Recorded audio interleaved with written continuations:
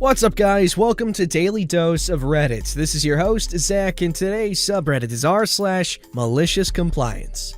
This story's called, "Want me to go on call even though it takes me hours to travel to and from work and I'm a casual employee? No problem." This happened about 12 months ago. I'm a nurse and work in a relatively specialized field. Due to previous financial difficulties, I had taken on a number of additional jobs in the previous few years and had settled on one that was particularly good for me. I was employed casually in a smaller 6-bedded unit in a private hospital. Because of the nature of my specialty, this particular area required 2 nurses in attendance at all times. 2 nurses to 6 patients is a dream ratio, and virtually unheard of in private health. To combat this, most hospitals that have beds for this particular specialty area combine them with another ward so they can staff us down and allow the regular nurses to cover us. However, for some reason, this hospital had located the beds completely separate to any other unit. This meant they had no choice to safely staff us but to roster 2 nurses on at all times. And our manager stood her ground and refused to budge on that requirement.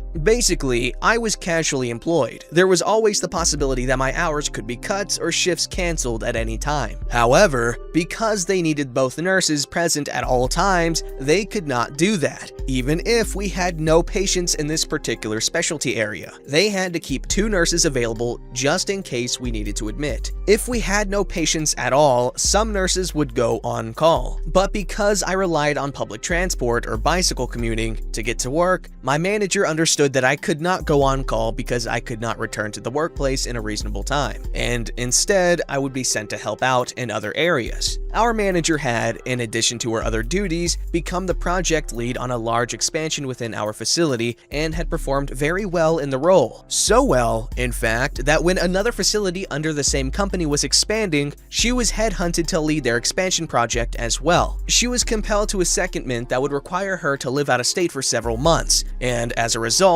we would be given a new acting manager. To our dismay, we discovered that the acting manager was from a ward where it was well known that the staff could not stand her. Sure enough, within days, she began doing things like canceling our staff and moving her surplus staff into our area when she was low on numbers and overstaffed, costing them to us, even though they lacked the appropriate training and experience to work in our area. Anything to make her budget look better, which at the same time made our budget look worse. It all came to a head one morning when, after 2 hours of a 12-hour shift, we discharged our last patient. I was literally on the phone finalizing the patient discharge when our acting manager called the other nurse on the shift and instructed both of us to clock out immediately and go on call. Confused, I rang her back. "Hi, assistant manager, it's OP.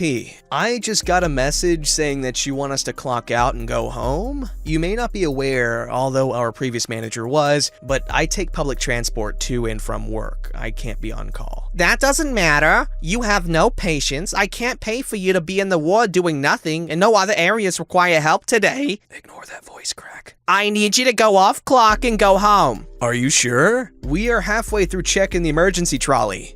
There is a massive pile of follow-up calls to make, and we haven't even stripped the patient room yet. "That doesn't matter. Bring me your phone and keys and clock off." What are you going to do if there's an admission? It'll take me over an hour to get back. "Well, I'll sit there until you can get back." I was fuming. The other nurse began resealing the emergency trolley, and I stopped her. We had been instructed to leave, and leave we would. I marched the phone and keys to our acting manager and handed them over. As I did so, she said, "You can't be paid to sit and make phone calls. That has to be done when you have patients." I replied, "We are busy with the patients when we have patients. Besides, it's only just past 9 a.m., and most of the follow-up calls are to families with children who are busy doing school runs. I wouldn't answer a call from an unknown number before 9 a.m. I handed the keys over, clocked off, and began the journey home. I hadn't reached home before I got a message from my other workplace, asking for a nurse for the night shift and offering an overtime payment. Now, I was booked for a day shift at my second job the next day, and I knew we had no theater cases booked, which meant the likelihood of that shift being canceled was also high. I couldn't afford to sit at home waiting for work if we didn't have patients, but just to be sure, I gave the union a quick call, and they managed to illuminate something wonderful. As a casual employee, I was not entitled to be on call at all. That meant not only could they not ask me to be on call, I was not entitled to the measly $26 allowance that permanent employees received. As soon as I had clocked out, my shift had ended. Armed with that knowledge, I rang my acting manager and informed her that I had been offered paying work that night and, as a consequence, would need to cancel my shift the following day. She was quite hostile, asking,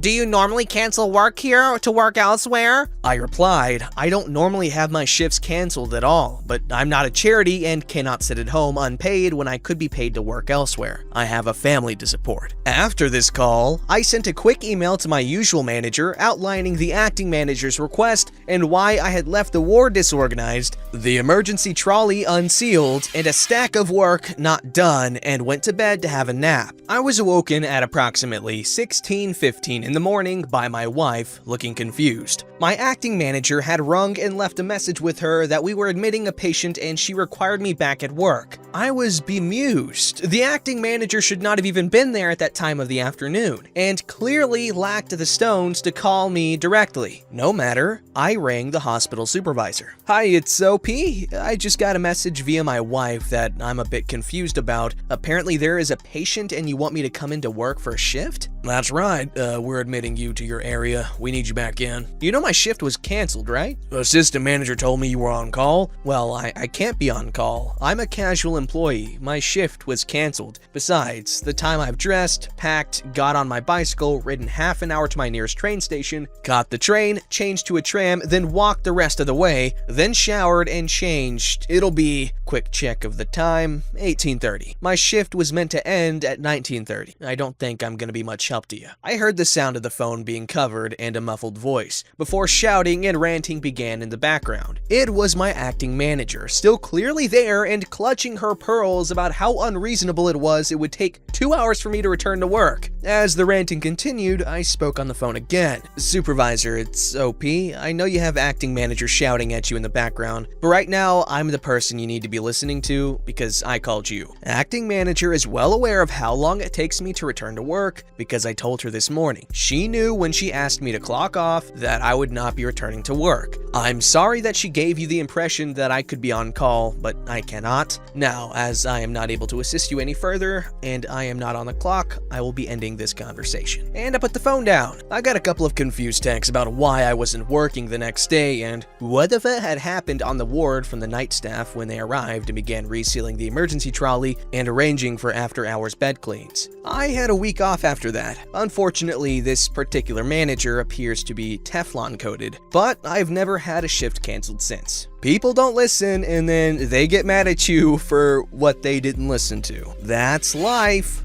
This story's called, Get Told to Clean Up My Mess? Absolutely! Just make sure to clean up yours. So last year, I worked in a corporate cell phone carrier store. It was basically my personal hell because I like to help people and take care of customers, and I don't like to intentionally screw people over with bad products. Background: this particular week, I had a regular customer come in every month like clockwork because when I had started at the store, he came in and asked me to set him up for a service I advised him against. Long story short, he's about 1,000 years old and tried to sign up for a notoriously difficult to cancel streaming service we provided. When we went to cancel it, he promptly forgot all the info we used to set up the accounts and got charged for it for like half a year. Anyways, I was in the back office asking my manager what I could do for him. I felt bad for the guy. He's ancient, and while insisted on getting that service set up despite my protests, he didn't deserve to get charged for something he couldn't use for half a year. My manager, who didn't like to do anything positive for anyone unless there was a sale in it, told me, It's your mess, OP. His account got screwed up on your watch. Now go fix it. Now, I have a very strong work ethic. I clean up my own messes, I fix my own problems, and I detest having to ask for help. So this comment definitely set me on edge, knowing that my manager had whatever the opposite of a work ethic is. Several hours later, my grumpy customer had left. coming to the same conclusion we had over the last couple of months. My company had basically stolen $200 from him, and nobody with any power was willing to give it back.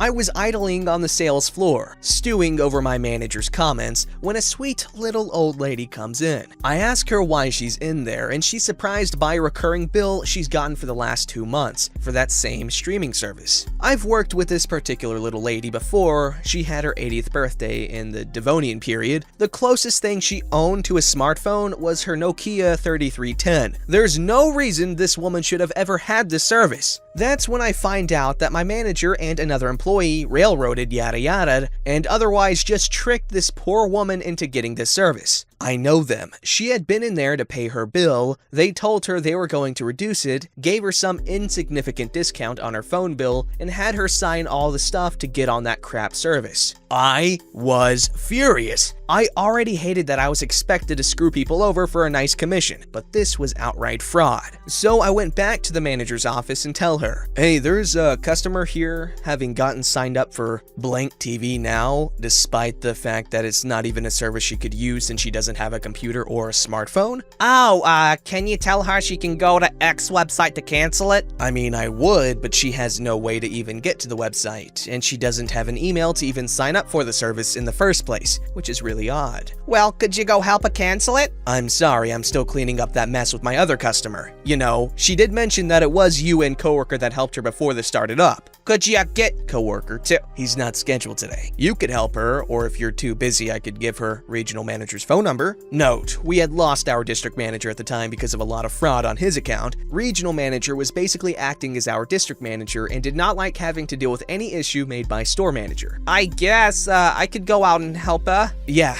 I guess you could. Don't ever do this again. She ended up helping the customer. She was stuck for the whole day trying to fix her screw up, and then had to work with that same little old lady month after month because that service was a nightmare for even us to cancel. It could only be canceled through a web chat, and you needed every detail about the account to kill it, including the BS email my manager made up and forgot to make the account in the first place. Sorry there's no great comeuppance like her getting fired. She still works at that store, I think, but the entire time I worked there, I successfully policed her most unscrupulous sales practices and kept her from doing this again. Now, this is something to appreciate, a salesperson not willing to screw you over for a pretty penny, which I must say is not very common.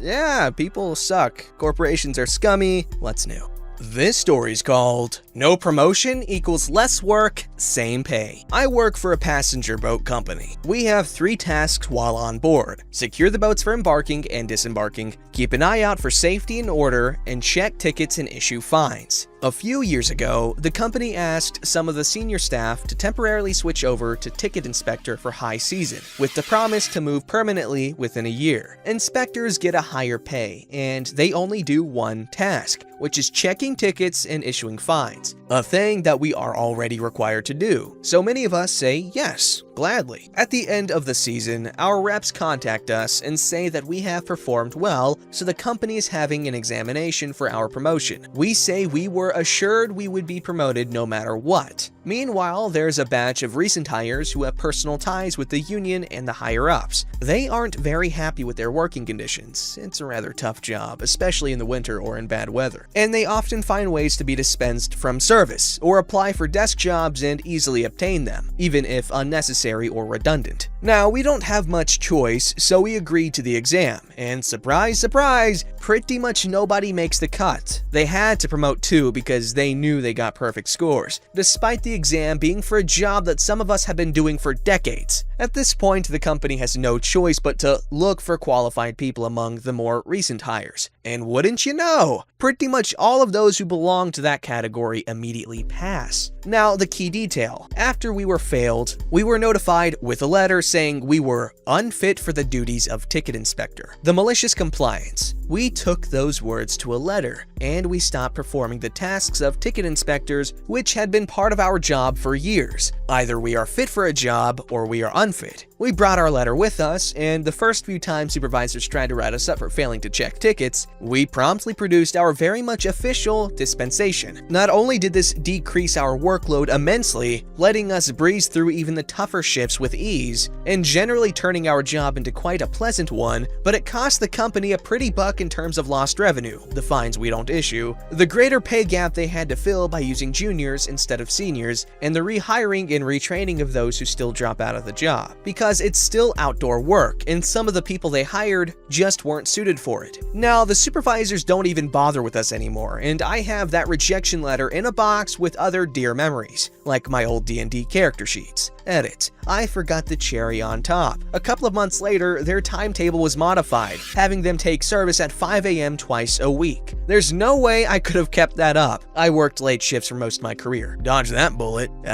Tricky. But it really sucks when companies don't appreciate loyalty and experience when they really should, because that's what does them good. At least in most cases, as far as I know. I'm not very experienced in these things at all, so I could be wrong. Don't forget to like, subscribe, and hit that bell to never miss an episode.